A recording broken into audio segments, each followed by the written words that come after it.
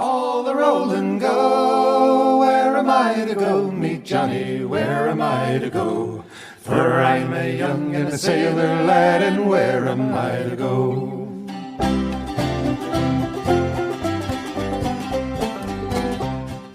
Hello, and welcome to Where Am I to Go podcast. Today we are with Leslie. We are at the Pioneer and County Museum. What's that? City County Museum. Okay, the Pioneer City County Museum in Sweetwater, Texas, which is in Nolan County. So I guess it's covering the city and the county, and Leslie's going to cover the whole thing because she is knowledgeable and will help us understand what's going on here. Now, to begin with, as we came into Sweetwater, we noticed an interesting sign that said the world's largest rattlesnake roundup. I'm going to leave that as a hanger because we will end up talking about that at some point in time in this museum. But anyway, welcome to Where Am I to Go podcast, Leslie. Thank you. So tell me about the house here that the museum is housed in. This is a historic home that was built in 1906 by Judge Ragland for his wife Luella. They were a very wealthy and influential family, some of the first pioneers to come and settle here in Sweetwater. And they built this home and had their 4 children raised here. And after they both passed away, a family that moved in, their last name was Patterson. He was a mortician and turned this into a funeral home. So they lived upstairs like a little apartment. They had their morgue in the basement, and they ran their business here for years. And finally, in 1975, the family built a funeral home just down the street, and they put this building up for sale. And Judge Ragland's grandson purchased it and donated it to the city and county to become a museum. Wow. So it's been a museum since 1976 here. Okay, so it was a residence, a mortuary, Yes. and then a residence again. Yes. And now a museum. Yes, sir. How cool. And this is a big building. It is. There's a lot of house here. Yes. It's almost 7,000 square foot. Wow. And we have almost every space filled. So You do, and you have a lot of items in here. When I was looking at the website, it said, what, 55,000? And it's grown. So yes, we have so much. You do. And just kind of walking in, you have a lot. Now, when you first walk into this museum, you have your registration area, and then you have it set up with a dining room and a sitting parlor and all the things that you would expect to see there. A table with setting on it. You've got a really nice cabinet with all of the silverware. And when I talk silverware, I'm talking pitchers and butter holders and whatever. You've got an organ in the parlor, a couch, and an old record player. All of that type of stuff is how it would be set up when it was a house. Now, Yes. Were these furnishings here when you guys acquired it, or were these brought in at a later point in time? They have been collected over the years. A group of historians started collecting things for the museum in the 60s. Okay. And they were housing it in the old Johnson funeral home. So this is actually the second funeral home to have our museum in. How does that work? It was the available building, so they were able to start collecting then.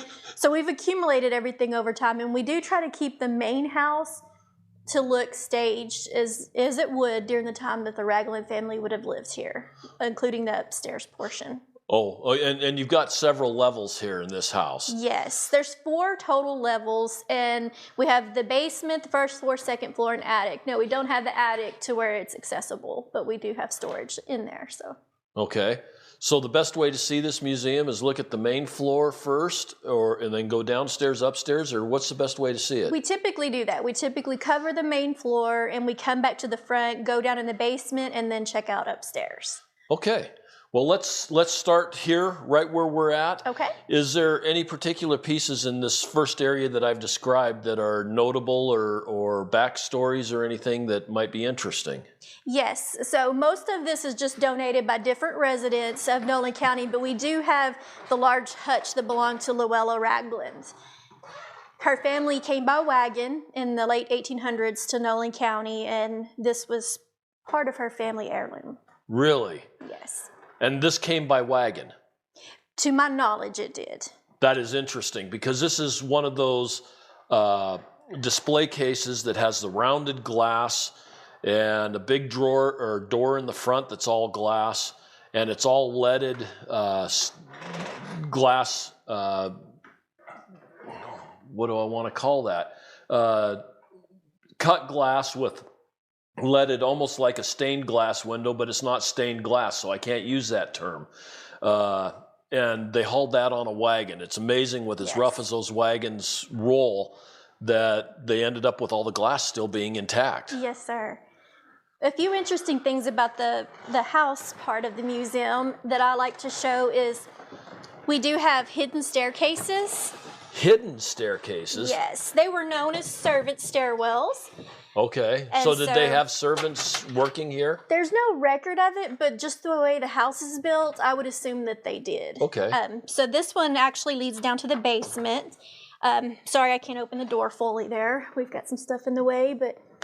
And this is a real narrow door, maybe 2 foot wide, and a narrow staircase that goes down into the basement. Wow. During the time the Raglands lived here, that would have been where she stored a lot of her food because it was cool in there. And so she actually passed away down in that basement. She was putting away her vegetables and she had a stroke and died.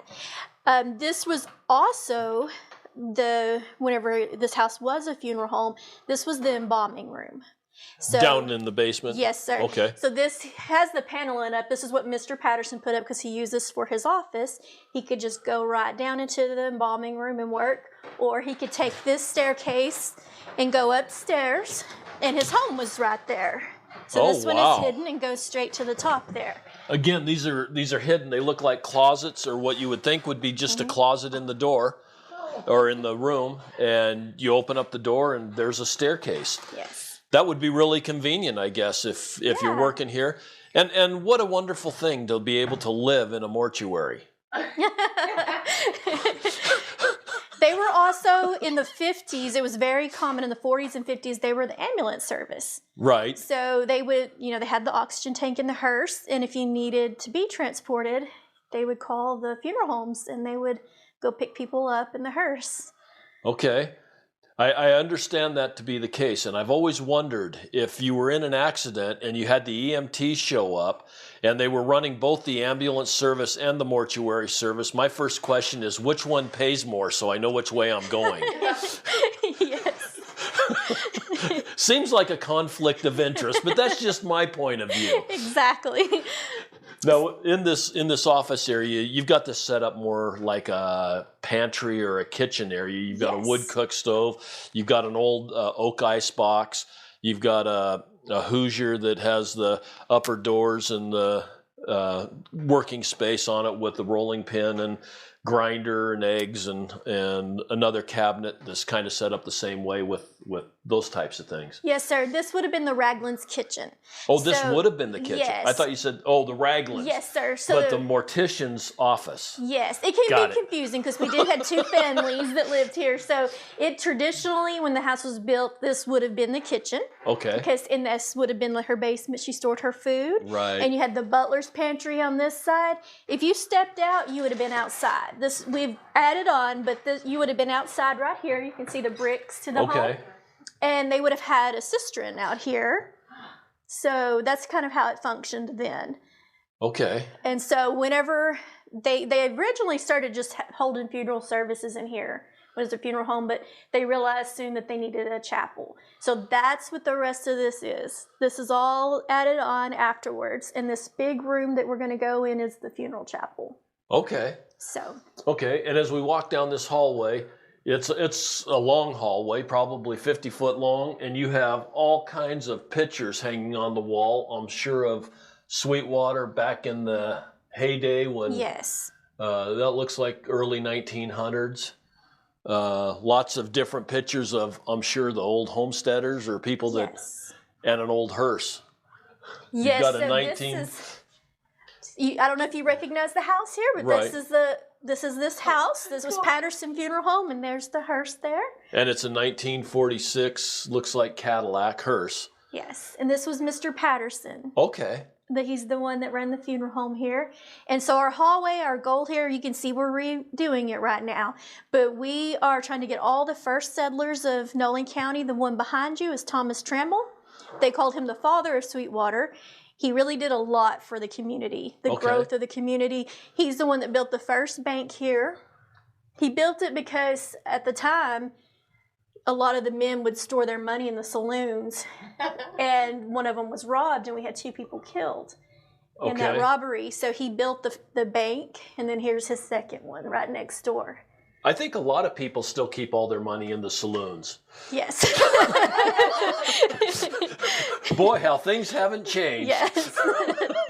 Our lake is named for Thomas Trammell also. We have Trammell Lake, so. Oh, I was going to say, I thought it was Sweetwater Lake. We're staying in the campground, which is a municipal campground, really reasonably priced and a really nice area. Yes. If you're coming through Sweetwater and looking for a place to spend the night, it's a pretty nice place.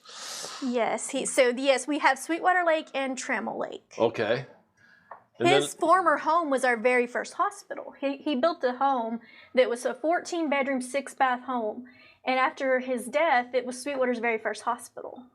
I guess it goes to show that the banking business is better than the saloon business. Yes. Okay, and then we just, walking down through here, we just have pictures of lots of your early settlers, pioneers. Lots of neat pictures.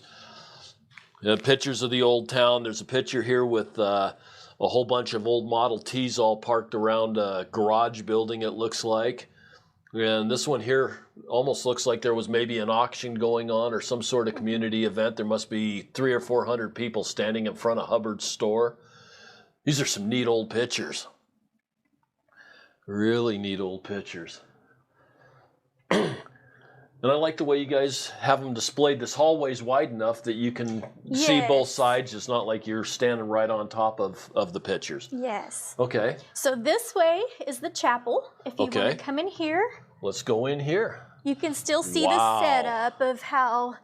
This is a big chapel. It really is. This is probably, what, 25, 30 by 45 or 50. It's big. It still has, you can see the stage and how it was set up with the cosmetic lighting and everything that would have been over the caskets. Now, the furnishing, it came from our courthouse that was demolished in 1976. So Sweetwater's on its 4th courthouse. It's always been in the same place. But we've had our first one that didn't even last a year. It rained and the wall just fell. What? Our second one burned. And then we had our 3rd one that they demolished and rebuilt since it wasn't big enough. Wow. You guys have a history of flood and fire. We do. How did the wall fall down after only being built for a year? That's crazy. They said it was built really faulty. Imagine that. Yes. So wow. They did take some of the bricks of it to build the second one. Okay, and some of the furnishings in here, it looks like a judge's desk, and then you have the witness chairs and the jury setup from that courthouse. Yes, and some of these doors, they came from it. You can kind of see the architecture that's very beautiful. I like the way that you have incorporated those into this display. These doors are very elaborate, big doors like what you'd see in an old courthouse. And they've got an arch at the front of the mortuary, but they've managed to put these doors in on both sides. And it just looks really, really classy the way they've got it done. This is cool. And our artwork that you see displayed is all done by local artists. Okay. And it kind of follows the progression of Nolan County, where you have the buffalo, and you have the Native Americans, and then the first settlers. The cattle, the railroads. This was the very first setup in Sweetwater. It's Oak Street now, but it would have been called Rat Row. It had the saloons and that first bank there. Okay. And then you have the cattle, cotton, oil field, kind of just... And all of these murals are about 4 by 5 or 4 by 6, and they have all of the different paintings in history. Again, I won't try to describe any artwork. It's beyond my capabilities to describe, but we have a buffalo scene, a native scene, early town scene, a bighorn cow, not bighorn, longhorn. Get my sheeps and my cows mixed up. and windmill and people picking cotton. These are all really nice murals, and it really adds to this room. This is interesting here. So Elvis Presley, he performed in Sweetwater 3 times at Really? the auditorium. We've only had it documented here twice in this, but he was here 3 times, and he played this piano. Right here. Yes, it was in the auditorium, and we had it donated to our museum, and it is said that this is the one that he played. So him and Jerry Lee Lewis, lots of these guys, they traveled the Bankhead Highway on tour, and the Bankhead Highway went right through Sweetwater. So they would often stop here and perform. Wow, that's pretty cool. So Jerry Lee Lewis played this piano too. I haven't been told, but it could be. I haven't been told he did, but maybe. I don't know how you'd carry a piano everywhere you went, but maybe he did. I don't know. Yeah, he very well could have played it. Huh. That's really interesting. So we just have some different setups here. We have our local doctors, one of our barber shops, and we have our saloon, our S.D. Myers. He's a very interesting person that really helped the growth of Sweetwater. He was a famous saddle maker. Okay. He's the one that designed the quick draw holsters that the Texas Rangers use. Okay. He made saddles for a lot of the Western movies that was made, and got to meet a lot of movie stars. But during his time in Sweetwater, he had his saddle shop, but he was also the mayor. He's the one, he cleaned up the town in a lot of ways. Okay. And he had fire hydrants installed, utilities ran through, he built a city hall. So he was a very forward thinker. He was. And he had been injured as a young man, but during World War I, since he couldn't serve, he made the saddles and things, and just everything was donated free of cost to the cavalry. The war, yes. Wow, that's impressive.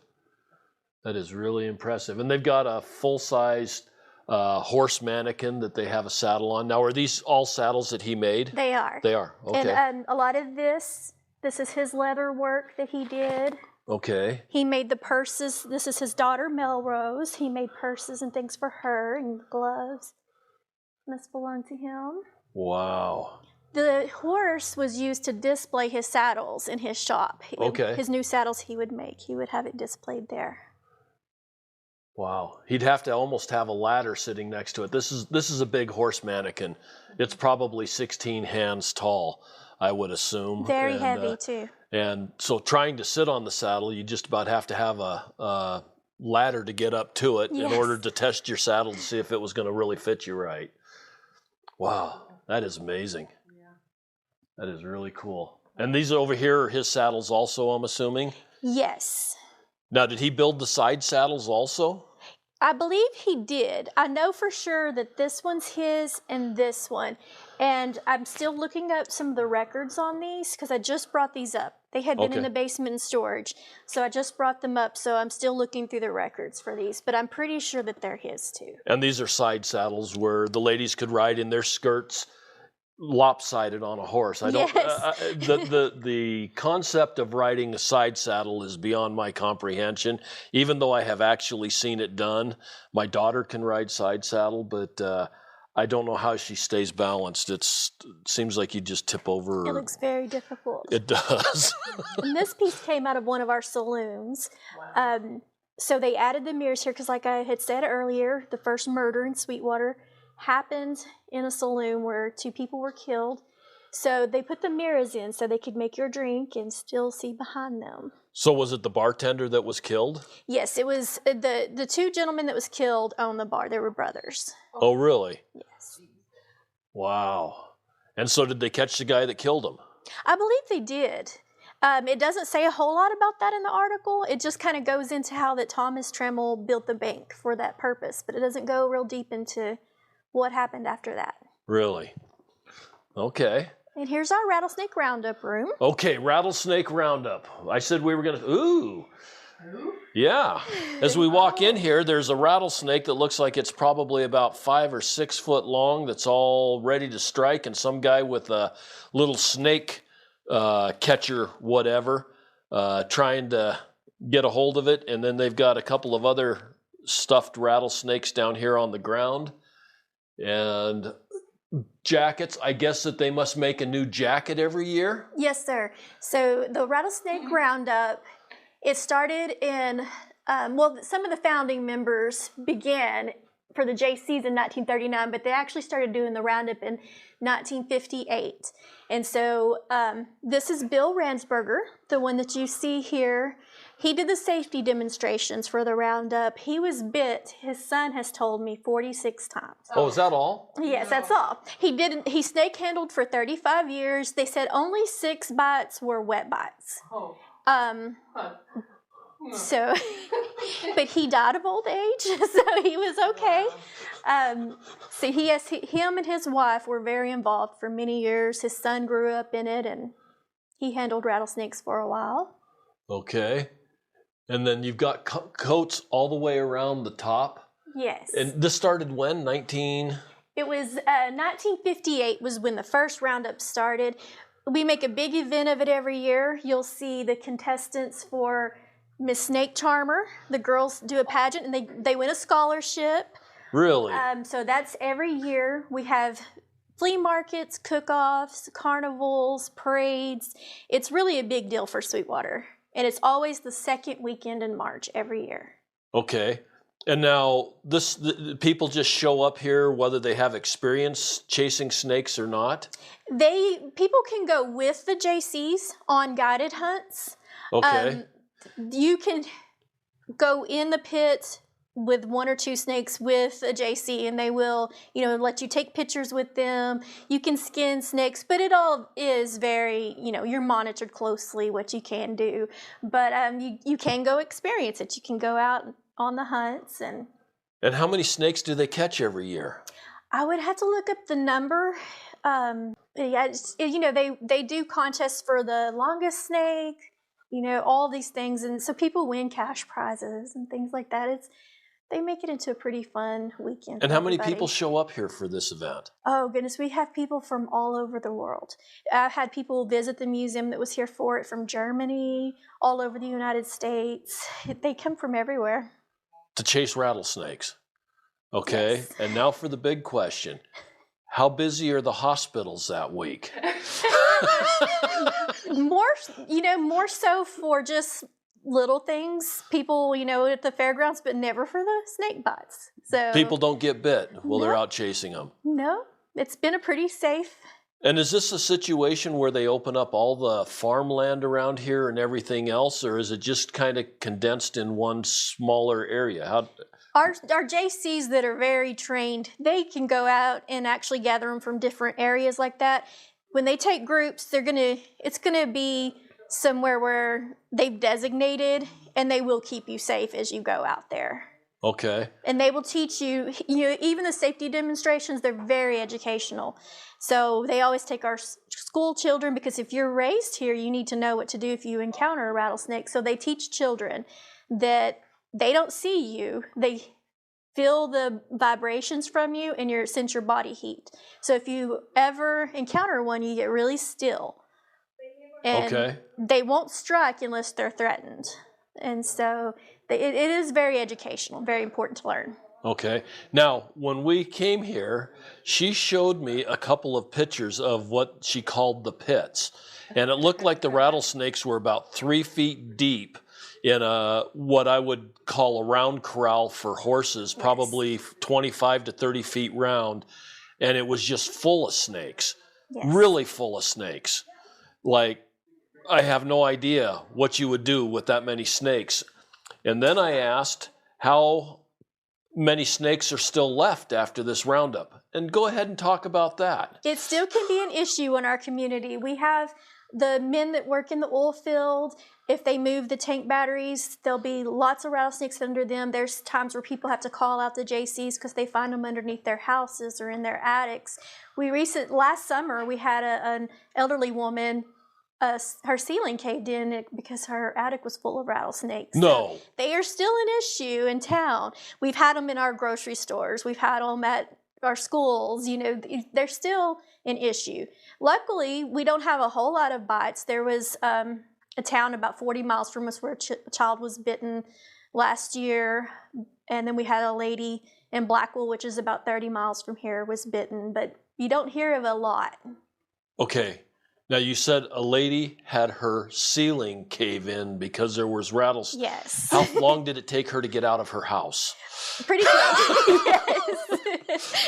Yes. That is crazy. Yes, so it's definitely still an issue here.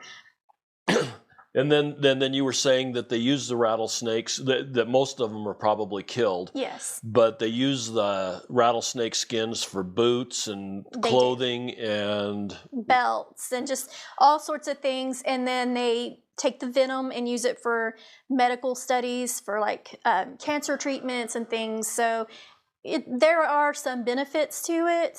It's not all being wasted. So that's getting rid of that many snakes seems like it might be a benefit. Yes, sir. But I'm talking from a point other than a sympathetic environmentalist at this point in time. I'm talking about a person that's very leery of snakes. Wow. That's just amazing. After 70 years, you still have that many snakes when they've been hunted that yes, hard. Yes, sir. Wow. Okay, so we're coming back through the old chapel part. As we exit this door, there's a small room here that I have recently been working on to create our military room. Okay. We had a very small section for our military, and we had albums full of pictures of our local men that never made it home from war. So I decided to get them in frames and get them put out on the wall and some information about them. And so this is something I've been working towards. I'm also working with some of our local veterans, because as I was looking at what all we have a lot from World War I, II, and even Desert Storm, but there's not much from Vietnam. And so I've been talking to a lot of our local vets and trying to get some stories and some photos, because we want to remember them. Definitely. We want to honor them. And then you've got a sign up here, or a logo from the Women Air Force Service Pilots of World War II, the WASPs. Yes. And there is a WASP museum here in Sweetwater. And we are going there after we get through with this podcast to do a podcast there. I've got that one all arranged, and I'm excited about that because that's part of history I don't really know much about. So it's very worth visiting. I will say that. It's a lot of rich history, and it's very interesting. So I'm glad you were getting the opportunity to go visit. Cool. When you come back out, there's a little step up here, and we'll go in what we call the barn. Okay. And we have antique autos and buggies and horse-drawn stuff. Just a lot of homestead type things, brooms, the old brooms. Sweetwater had a broom factory. Oh, really? Yes, and they were some of the first to make the corn brooms like this. Okay. And as we walk through this area, we've got an old railroad luggage wagon with a bunch of different antiques on it. We have an old steam engine that's model steam engine. There's two of them here that are pretty good sized with the coal bins attached. They're probably 6 foot, 7 foot long. One of them's in a glass case. We've got some old communication stuff like the old telephones and Morse code clickers. I've been doing just lots and lots of even in here, I apologize, old the basement was full of stuff. homestead type items. So it's kind of messy. There's even a barbed wire display in here that has several different types of barbed wire. That's the way that, from what I understand, that they used to mark their properties, was with their own special type of barbed wire, and then you would know where you were crossing or who you were seeing. Do you know much about the barbed wire displays?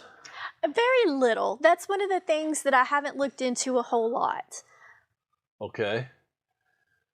Our fire truck here is a 1926. It was Sweetwater's very first ladder truck. We're hoping to get it restored to use in parades and things. We also have, it's not here today, but it's a 1928 Buick that was the grandson of Judge Ragland's. He owned it. He owned a Buick dealership here in Sweetwater. So his grandson is having it restored for us right now. Okay. And so it's going to come back, and it's going to be able to be in car shows and parades and How cool is that? We're very excited. It sounds like Ragland's grandson is really involved in the museum. Yes. Is he still living here in Sweetwater? His great-grandson that's having the Buick restored lives in Oklahoma. Okay. And that's where his business is, so he sent for it, and that's where it's at. It's in Oklahoma right now getting restored. Oh, that is so cool. We're excited. It's so cool that the family is still involved with the old house and with the museum. Yes. Wow. Okay. So where do we go from here? So when you've seen everything that you want to in this back part, we go back up the ramp to the main house. Okay. Because we still have a basement to explore and the upstairs. Oh, wow. We have the old Model T truck here. Yes, that is way cool. You've got a sheep coming out of the wall. Yes. The back room here, it's right now, I have it roped off because our veterans, the VFW collapsed and all their things were being ruined. So we have it in storage for them temporarily to help them out. We're trying to raise money for them. Then you've got a whole bunch of brands up here on the wall also for branding cattle. Okay, now we're going down some stairs, but this is not in the hidden staircase. This one here would have been the one that they used all the time, I'm assuming? Yes. Oh, wow. And we get down in here and we have a really nice arrowhead display. Really nice. You've got lots of arrowheads. So we have on the left side is the Montgomery collection and the right side is Grady George collection. They were all collected from Nolan County and the surrounding counties.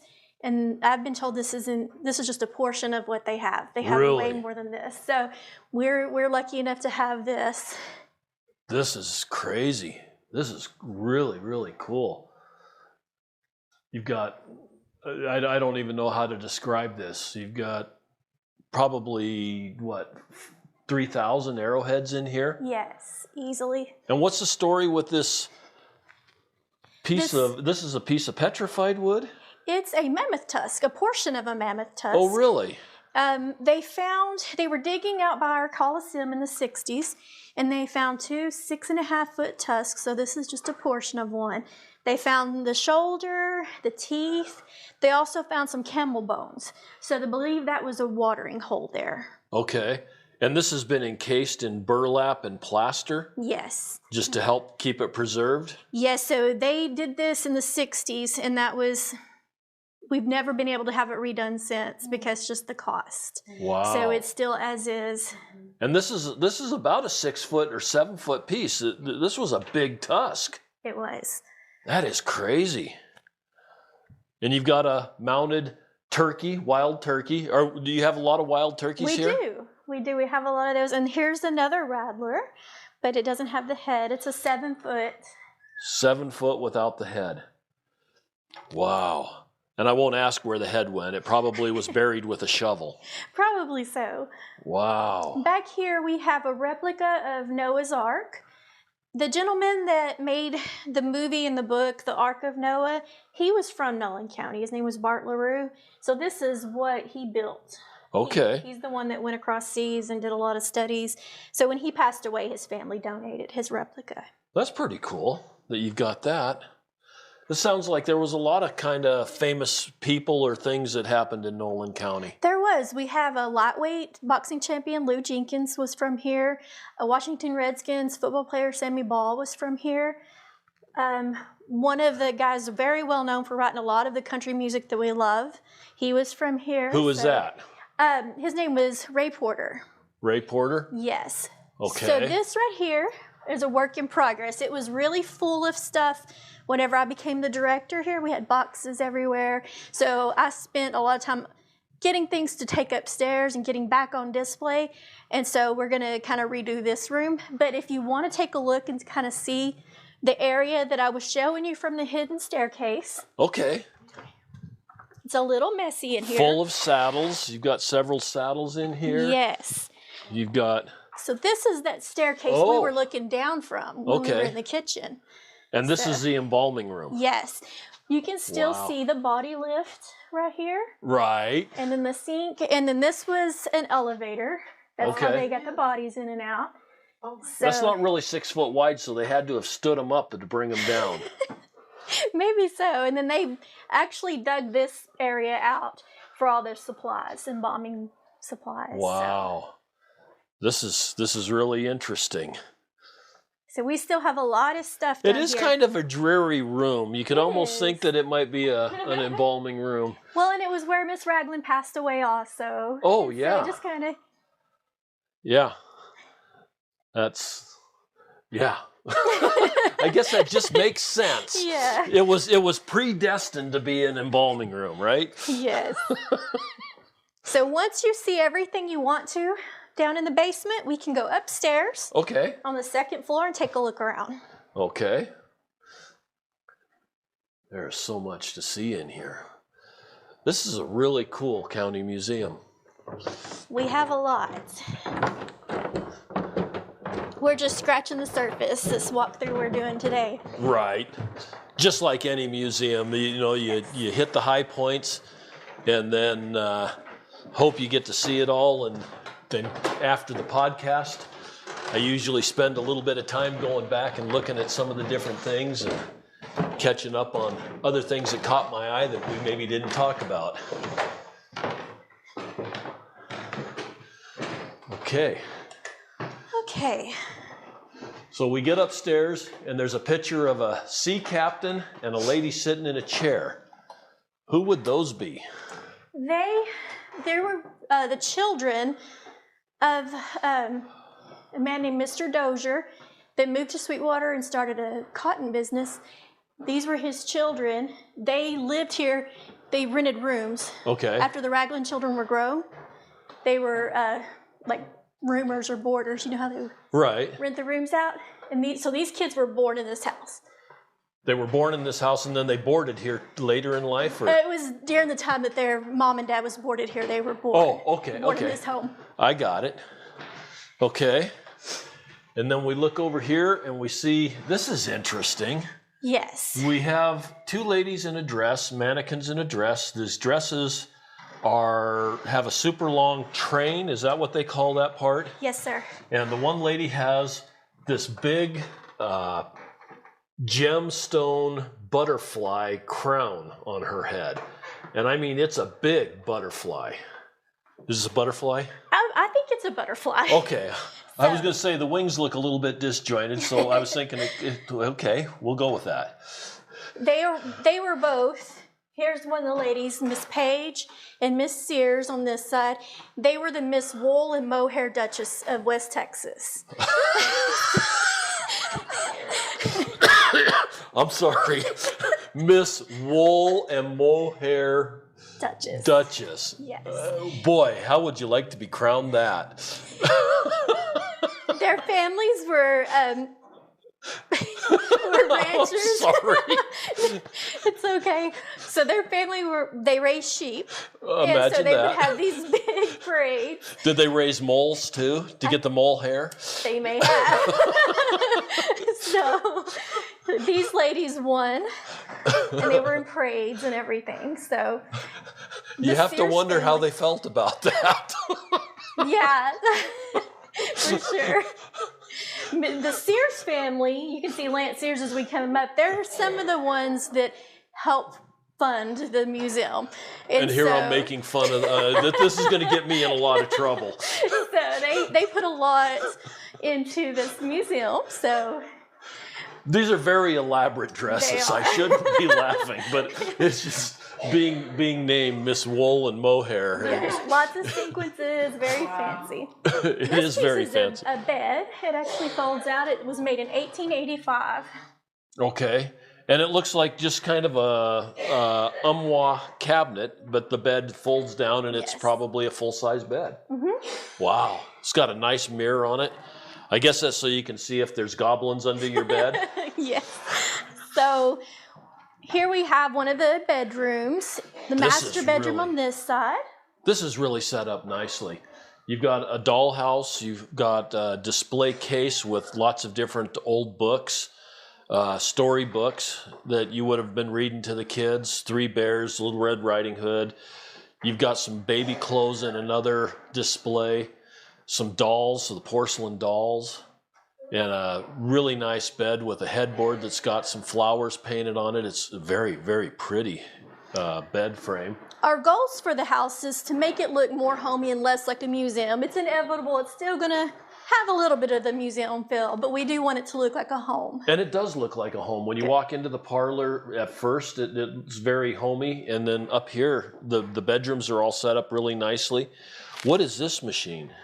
It's a dictaphone. Yes. Wow, that's the oldest dictaphone I've ever seen, I think. That is amazing. So this room, whenever it was a funeral home, they used as a living room. So it would have been the master bedrooms for the Ragland. But then it was their living room, and they used a room across there. We've got it blocked off, but they used it for a kitchen because there was already plumbing there. Okay. So they converted that to a little kitchen, and then they had their daughter's bedroom here. There's another bedroom and bathroom on this side. So. Wow. Yes. There is a bathroom? Not anymore, but they did. They had a bathroom right there. We have it for storage now, but so that's a long ways to go. yes. And all of your rooms have the rail up that sits up about 7 foot high.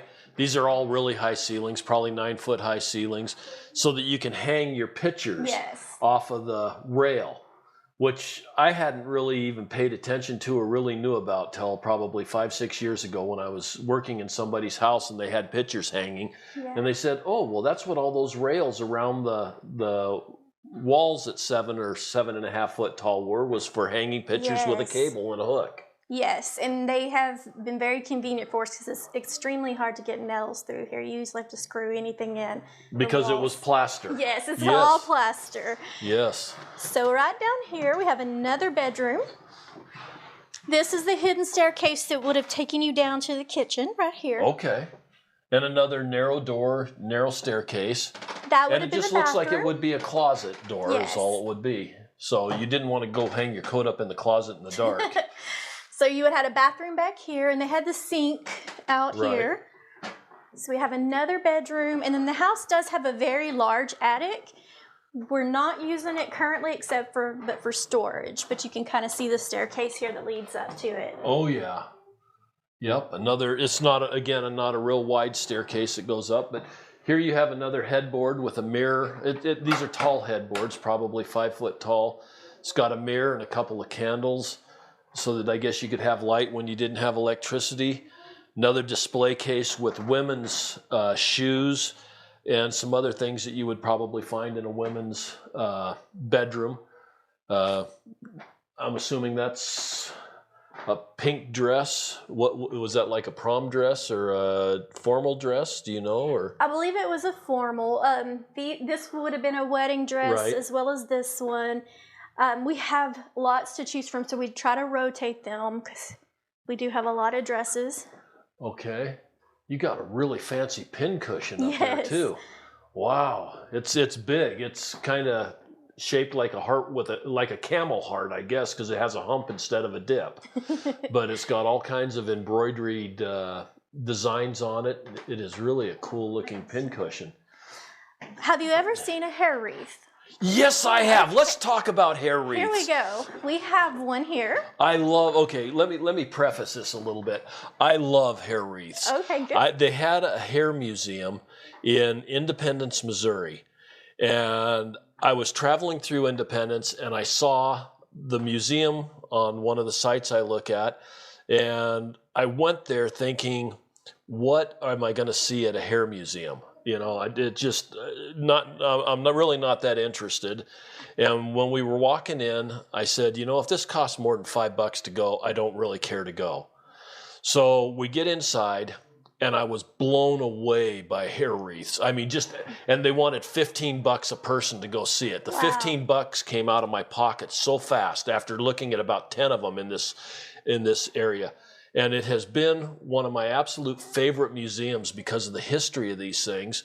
But at the same time, they closed it down during COVID and they're not reopening it, I don't think, which is really disappointing. She had probably 500 or 600 hair wreaths along with all the history.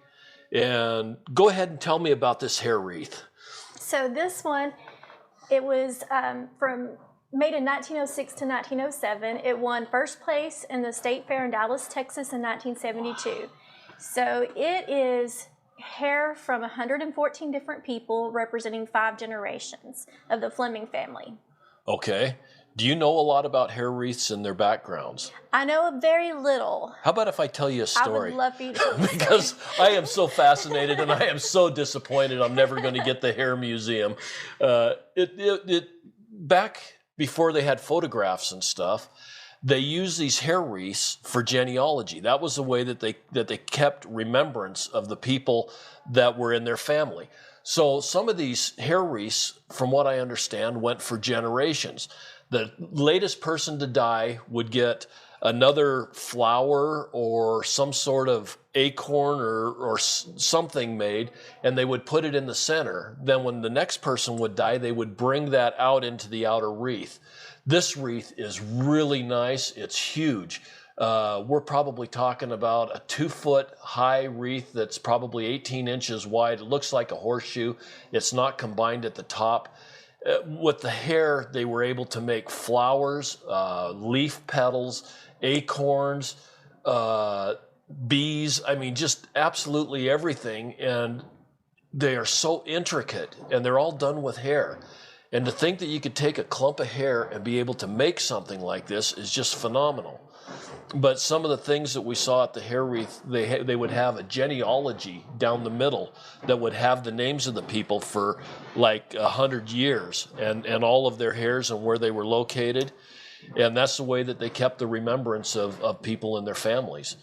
They also did a lot with hair for braiding bracelets, necklaces, watch bands, headbands, and some of that kind of stuff, because back in the 16, 17, 1800s, when the man would go out to sea or would go out to battle or whatever else, they would take those hair objects with them, and they would have a piece of their wife or a piece of their family for remembrance.